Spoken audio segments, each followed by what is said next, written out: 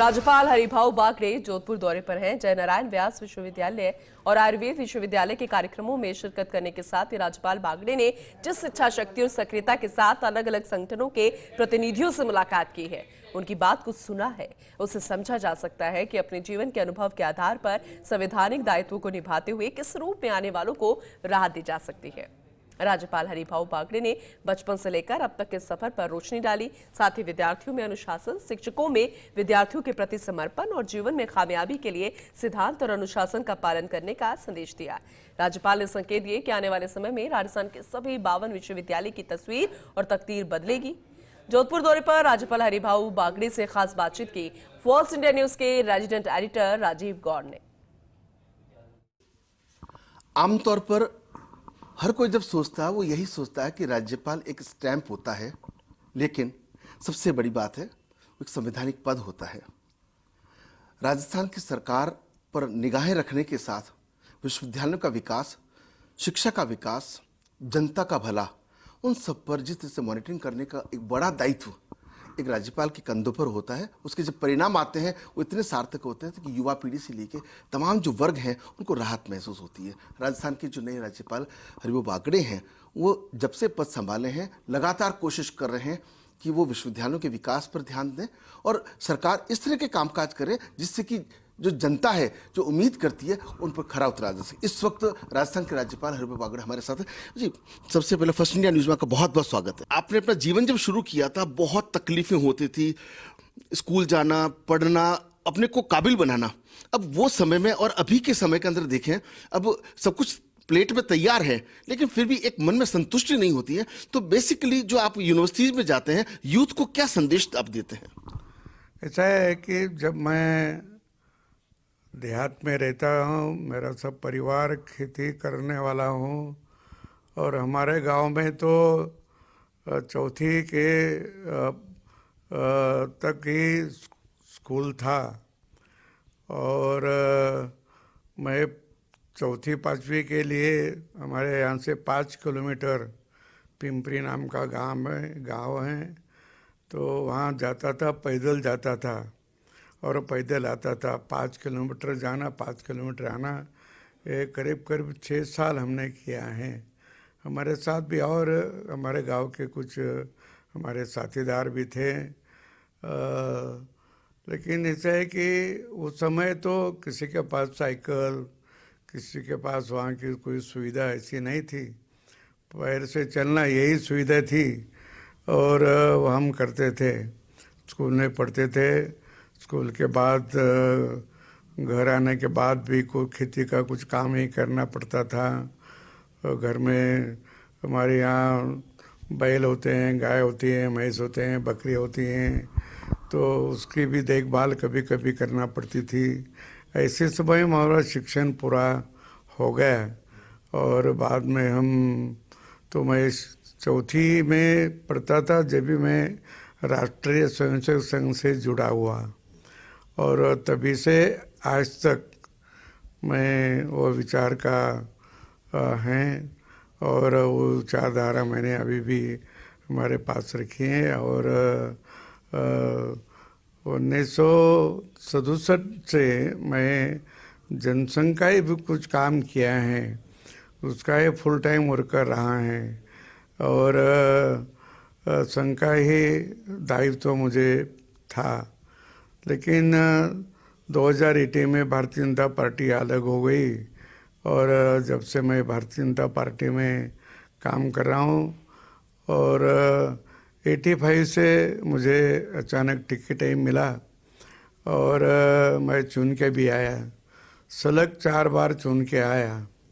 बीच में 10 साल नहीं था, लेकिन फिर 14 और 19 को चुन के आया। मैं महाराष्ट्र में मंत्री भी था, विधानसभा का स्पीकर भी था और अभी इस बार 24 का चुनाव विधानसभा का नहीं लड़ूंगा ऐसा हमने बोला भी था और घोषणा भी कर दी थी। लेकिन अचानक एक दिन मोदी जी का फ़ोन आ गए कि अरे वो क्या चल रहा है। मैंने बोला ठीक चल रहा है, मैं आपको महाराष्ट्र के बाहर लेके जाने वाला हूँ, किसी को बताना नहीं, मैं सबको बता दूंगा। और उसी रात में 2-2:30 बजे मुझे लोगों ने नींद से उठाया और बोला कि भाई तुम तो राज्यपाल हो गए राजस्थान के। मैंने बोला ठीक है, हो गए तो हो गए, क्या करेंगे, अभी जाएंगे उधर। लेकिन सर ये तो बात हुई आपकी चौथी से पढ़ते पढ़ते मेहनत करके आज कामयाबी की। आप विश्वविद्यालयों के दीक्षांत समारोह में जाते हैं, उनको संदेश देते हैं, युवाओं में किस तरह के परिवर्तन की आप उम्मीद करते हैं? ऐसा है कि अभी जो शिक्षा पद्धति है वो स्पर्धा का युग है, और जो ज़्यादा अभ्यास करेगा, अच्छी बौद्धिक क्षमता कमाएगा, वही आगे जाएगा। और पहले कैसे है कि डिग्री ली तो नौकरी मिलती थी, अभी डिग्री ली तो नौकरी मिलेगी इसका कुछ ठिकाना नहीं है, क्योंकि अभी स्पर्धा ज़्यादा हो गई। जब हमारे समय मैट्रिक पास हुए या न हुए तो भी नौकरी लगती थी, लेकिन अब वैसा नहीं। आप बौद्धिक क्षमता कमाएं तो ही आज बच्चा आगे जाता है और बच्ची भी आगे जाती हैं। तो मैं इसीलिए बच्चों को सबको बोलता हूँ यूनिवर्सिटी में जाने के बाद कि आप कष्ट करो, मेहनत करो, मेहनत से कुछ पर्याय नहीं है। आप जितनी मेहनत करेंगे उतना तुम्हारा लाभ होगा, और जितना बौद्धिक क्षमता कमाएंगे उसका तुम्हारा लाभ होगा, और ये करना जरूरी है। और गरीबी मिटाना है तो शिक्षा के सिवाय गरीबी मिट नहीं सकती। तो सबने शिक्षा लेना चाहिए, अच्छा शिक्षा लेना चाहिए, और उसमें आप शिक्षा लेने के बाद नौकरी भी कर सकते हैं, उद्योग व्यवसाय भी कर सकते हैं। कौशल्य शिक्षण की बहुत ज़रूरत है, क्योंकि जिसके पास कौशल्य शिक्षण रहता है वो कभी खाली पीली बैठता नहीं, वो कुछ ना कुछ तो भी काम करता है, कुछ पैसे कमाता है। लेकिन अच्छी शिक्षा के लिए विश्वविद्यालयों में अच्छी सुविधा, अच्छे संसाधन, जो शिक्षक हैं उनका प्रमोशन, फिर उनकी पेंशन, ये सारे एक दूसरे से जुड़े हुए हैं। आपने काफ़ी कुछ अध्ययन किया है, आप बहुत कुछ तस्वीर बदलना चाहते हैं। क्या आपके जहन में चल रहा है, क्या आपके मस्तिष्क में चल रहा है, आप कैसी तस्वीर बदलना चाहते हैं? ऐसा है, शिक्षण देना ये तो कॉलेज का काम है, विद्यालय का काम है, यूनिवर्सिटी का काम है। शिक्षा तो देते हैं, पर शिक्षा लेते समय भी ध्यान रखना चाहिए, और शिक्षा भी ऐसी देना है कि केवल टेक्स्ट बुक नहीं पढ़ाना, तो टेक्स्ट बुक के बाहर का भी कुछ शिक्षा देने के लिए या मालूमात देने के लिए प्राध्यापकों ने विचार करना चाहिए कि अपन सिर्फ टेक्स्ट बुक सिखाए तो उस पर कोई ज़्यादा फायदा नहीं होगा, लेकिन टेक्स्ट बुक के बाहर का अपन उनको मालूमात देते गए तो उनके बौद्धिक क्षमता भी बढ़ गई, उसका ज्ञान बढ़ेगा, और उससे ज्ञान के जिससे वो और आगे जा सकता है। और इसीलिए उसको बहुत सारे अभी जो चल रहा है वर्तमान पत्र में आता है, किताबें होती है, कुछ नए नए संशोधन होते हैं, इसकी सभी की मालूमात वो विद्यार्थियों को देना चाहिए, और विद्यार्थियों का मन बनना चाहिए, अभ्यास करने का मन बनाना चाहिए। और वो मन बनाया तो विद्यार्थी अभ्यास कर सकता है, उसका मन ही बना नहीं तो अच्छा अभ्यास नहीं कर सकेगा। तो शिक्षकों की ये भी जवाबदारी है कि उसका मन बनाने के लिए उन्होंने कोशिश करना चाहिए, उससे नया नया ज्ञान देना चाहिए। नया नया ज्ञान दिया तो ही विद्यार्थी आगे जाएगा।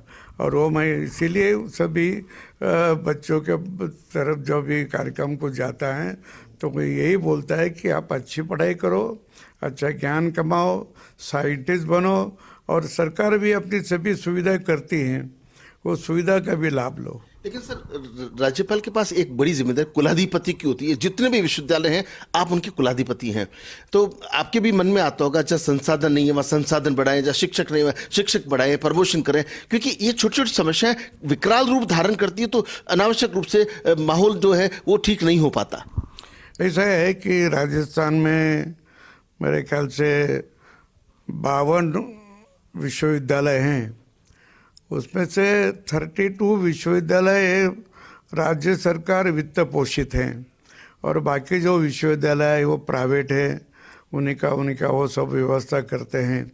लेकिन जो राज्य पोषित वित्त पोषित विश्वविद्यालय है उन्हीं सभी के पास न्याक नहीं है। 4 या 5 विश्वविद्यालय के पास न्याक हैं। मैं अभी इस बार सभी को कहा है, सभी विश्वविद्यालय को, कि आप न्याक की कोशिश करो, न्याक लो। न्याक से क्या होगा कि तुम्हारे पास अच्छे प्राध्यापक है कि नहीं, अच्छे प्रिंसिपल है कि नहीं, तुम्हारा वो क्वालिफाइड है कि नहीं, और वो कुछ कि उन्होंने किताब लिखे कि नहीं, उन्होंने पेपर लिखे कि नहीं, उसकी देश में अंतरराष्ट्रीय में उसकी क्या प्रतिमा है वो प्राध्यापक की, वो उतना उनके बच्चों को ज्ञान देने के लिए समर्थ है कि नहीं, ये भी देखा जाता है।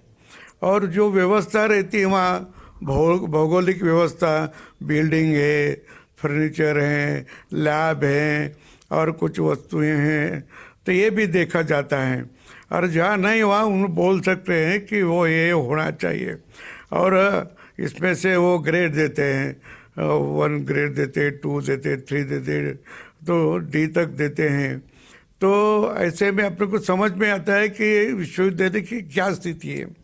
इसलिए मैं बोला सभी कुलपतियों को आप 2-3 साल के अंदर सभी विश्वविद्यालय ने, जो गवर्नमेंट पोषित है उन्होंने भी और जो प्राइवेट है उन्होंने भी, अतः प्राइवेट वाले के यहाँ व्यवस्था अच्छी होती है करके उसके पास बच्चे ज़्यादा जाता है।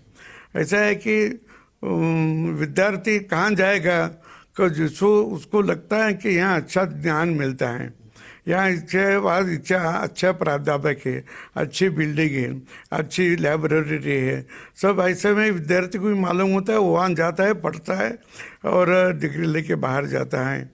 तो ऐसे में अपने सभी विश्वविद्यालय और विश्वविद्यालय के लोगों को भी मैं ये कहा कि तुम्हारे पास जो कॉलेजेस होंगे वो कॉलेजेस ने भी तुम्हारे न्याक लेना चाहिए, और जो अच्छी कॉलेजेस है वो तो लेंगे, लेकिन जो कॉलेजेस कमी हैं, बहुत सारे मैं सुना है, यहाँ मैं देखा तो नहीं अभी तक, लेकिन मैं सुना है कोई पतरे के इसमें कॉलेज चल रहा है, कोई थोड़े इसमें जगह पे कॉलेज चलाता है, और ऐसे जगह में कॉलेज चलता है कि वहाँ कोई सुविधा भी नहीं, ऐसे भी चलती है। मैं बोले कि आप तो सुधरो, आप अच्छी तरफ से कॉलेज चलाओ, और नहीं सुधरते होंगे तो बंद कर दो। लेकिन आपको लगता है कि जो ग्रामीण परिवेश है वो बहुत अच्छा होता है, हर तरह की समस्याएं सामने करने का, गांव गोद लेने की एक परंपरा चली कि हर विश्वविद्यालय को एक एक गांव गोद लेना चाहिए जिससे कि बच्चों को वो ले जाएं, प्रैक्टिकल कामकाज करें। आप उसके कितने पक्षधर हैं?